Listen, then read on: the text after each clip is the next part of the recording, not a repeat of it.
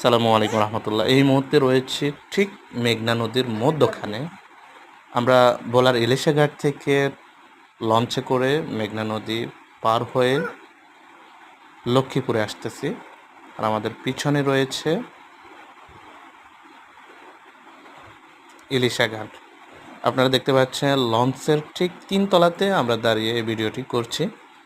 যে যে ফেরিটা ওইখানে আটকা পড়েছে, এটার কারণ হচ্ছে নদীতে চর জেগে গেছে, সেজন্য এই ফেরিটা আটকা পড়েছে।